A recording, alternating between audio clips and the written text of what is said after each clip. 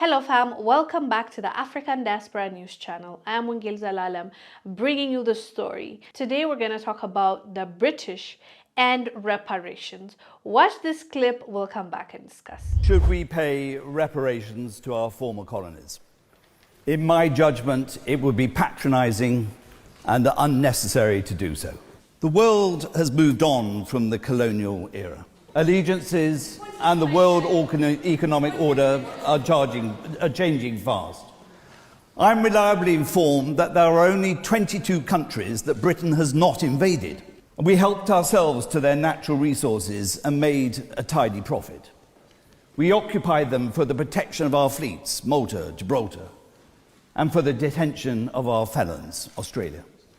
We didn't ask the indigenous population if it was okay with them, and sometimes they objected. As you heard, he doesn't see value in reparation because the world has moved on. And what's the point of reparations when Britain colonized and enslaved people across the world? They don't believe that they need to compensate those that have been enslaved and looted from and stolen and unalived. They really don't see the value. But the hypocrisy of that argument is that they saw value in compensating slave owners when they abolished slavery, when they said slavery is not right. Also, okay, after a lot of countries fought for their independence and they got independence after colonization was over, they believed that the slave owners that invested in the slaves, that used to get money from these slaves by using them, are losing out on money, so they need to be compensated.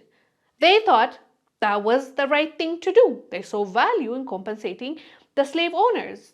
But they don't see value in compensating the slaves, the people that they used and abused, the countries that they looted from, they took from. How does this make sense?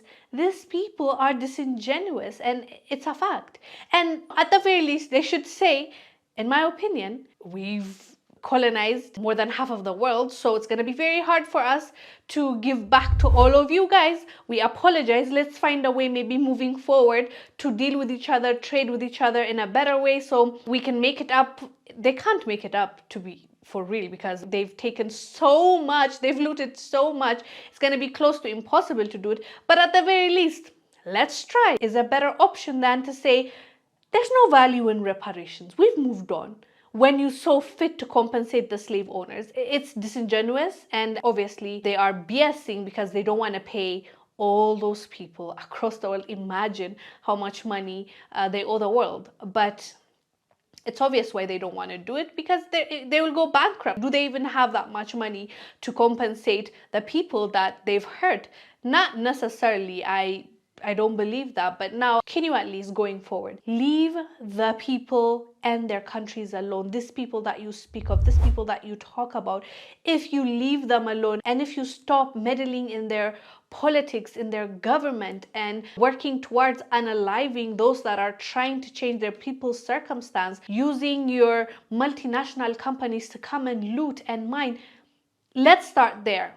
Reparations is a conversation that has been had and is ongoing, but honestly, I don't see that happening anytime soon because of the reasons I just mentioned. But going forward, they can at least promise to stop meddling in our business in those countries that they claim they have left. But that's not true. Yes, colonization is done, but neocolonization is here. It's still here. We're still dealing with it.